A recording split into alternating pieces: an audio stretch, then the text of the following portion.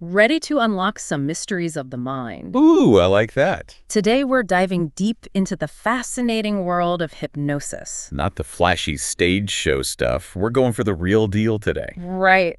We've got excerpts from all kinds of sources, hypnotherapy techniques, self-hypnosis guides, even a peek into the history of this ancient practice. It's a field that's got, it's got its fair share of misconceptions, so we're here to try to separate the fact from the fiction. Exactly. We're on a mission to uncover those core principles of hypnosis, see how it can be used for personal growth, and maybe, just maybe, we'll bust a few myths along the way. Sounds like a plan.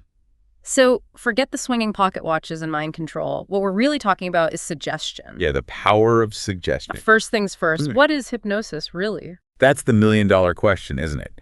It's not about being unconscious or losing control like some people might think. A more helpful way to think about it is like a state of really focused attention. Okay, like that feeling of getting completely engrossed in a movie. Exactly. Yeah. Or a really good book, when you get that kind of tunnel vision. And in that state, you're more susceptible to suggestions. Both from yourself and from other people. Which makes me think, our sources suggest that suggestion is a much more powerful force than we realize. Like, it pops up everywhere in our lives. Oh, absolutely. Yeah. Think about advertising, right? Companies pour a ton of money into crafting these really persuasive messages, all designed to tap into our desires and make us want to buy stuff. It's true, they really do. Or even consider, a really charismatic leader. They can inspire millions with their words. So you're saying hypnosis just kind of amplifies this natural tendency we all have. Exactly. It takes that human tendency to respond to suggestion and turns up the volume. That is fascinating. So we're all, in a way, experiencing the effects of suggestion every day. But how does this work in, say, a hypnotherapy session? Our sources mention things like using vivid language or even, get this, distorting the perception of time. Right, and what's wild is how powerful these small details, or seemingly small details, can be in actually changing our experience. Can you give an example? Yeah, absolutely. So one of the books we have here, the Big Book of Hypnosis Scripts, very literal title, it talks about the importance of vivid language. They describe a technique where, picture this, the hypnotherapist uses really specific, really sensory-rich language, almost like they're painting a picture with words. I'm intrigued. What kind of picture? Let's say they're trying to help you relax your shoulder, right?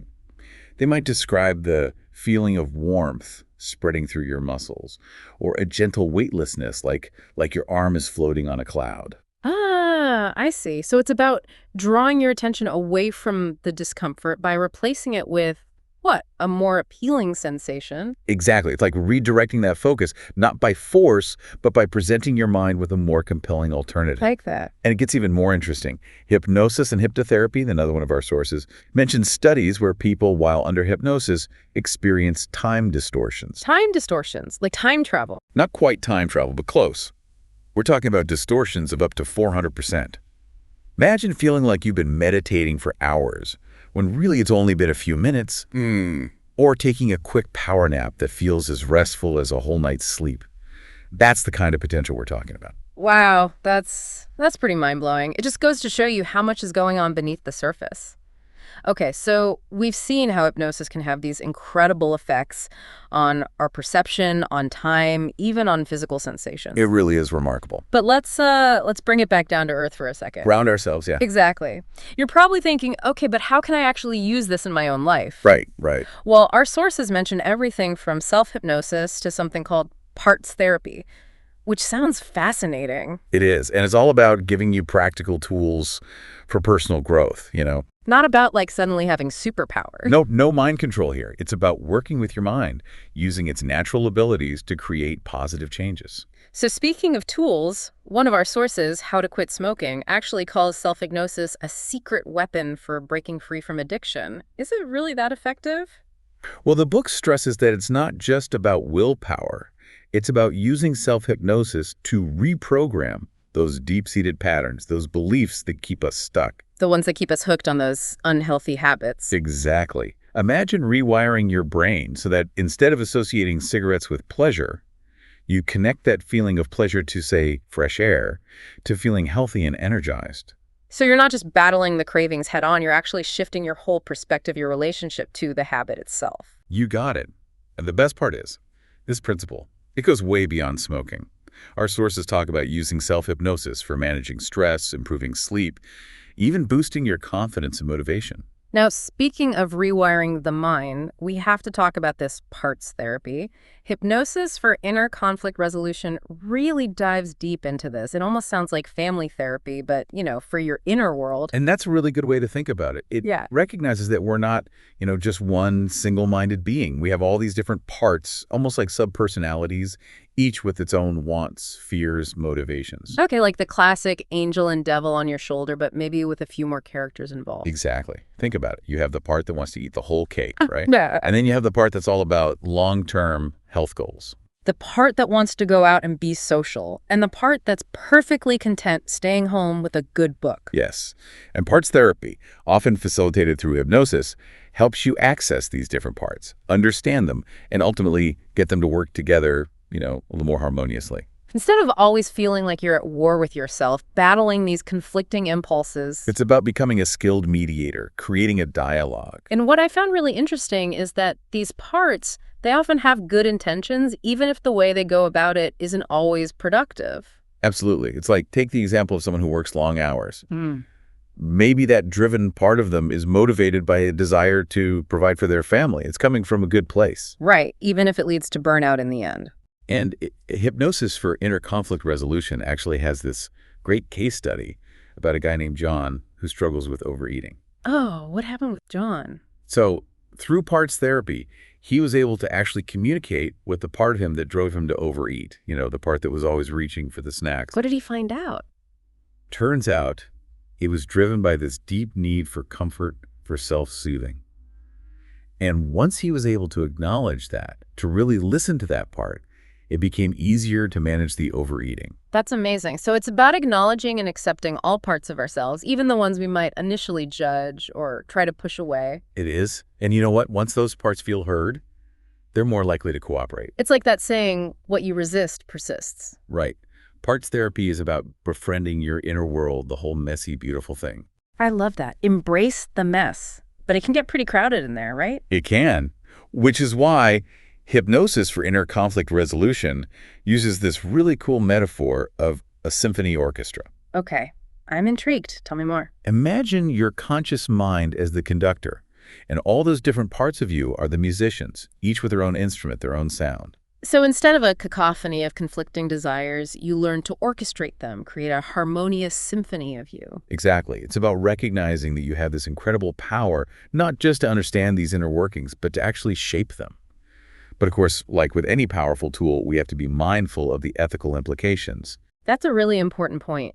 We've been focusing on all the amazing things hypnosis can do, but there's always the potential for misuse, right? Yeah. It's true. We see it even in some of the sources we've got here.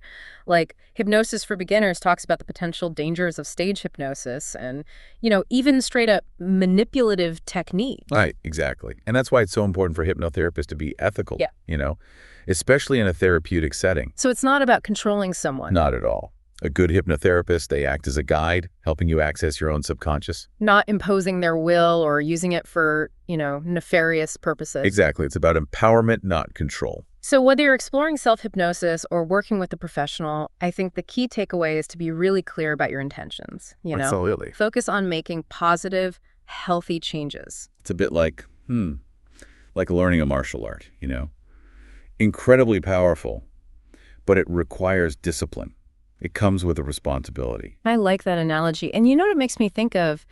It's not just about those formal hypnosis sessions. Our sources really emphasize that we encounter suggestion everywhere in our daily lives. Oh, absolutely. It's constant. Advertising, social media, even just watching the news. It's all vying for our attention, trying to influence us, even if we don't realize it. It's true. They're pushing our buttons, trying to shape our thoughts, our beliefs, our behaviors, all of it. Which is why I think understanding these principles of hypnosis, even just being aware of them, can be so empowering. 100%. It's like developing this mental filter, So you can be more discerning about what you let in. Exactly. Questioning those assumptions, really evaluating the information that's coming at you. Ultimately, it's about taking control of your own mental narrative. You know, it reminds me of something Self-Hypnosis Revolution talks about. They actually suggest incorporating these hypnotic techniques into everyday activities. Really? Like what? They give examples like baking a cake or gardening. Interesting. I wouldn't have thought of that. Right. But it's about finding those moments of focus, of intention, even in those everyday things. So like you're kneading dough and you're focusing on that feeling of tension releasing from your shoulders. Or you're planting seeds and you're visualizing your goals, taking roots, starting to grow. Wow, that's really powerful. It turns those ordinary tasks into these mindful moments. And self-hypnosis, as you read, that one takes it even further. They suggest using reading as a form of self-hypnosis, enhancing your focus, really getting lost in the material. That makes sense. It's all about that focused attention we were talking about earlier. Exactly. And I think that's a really important reminder that the power to shape our minds, to cultivate positive change, it's always there. It's a tool we always have access to. So as we wrap up this deep dive into the world of hypnosis, I think the biggest takeaway is this.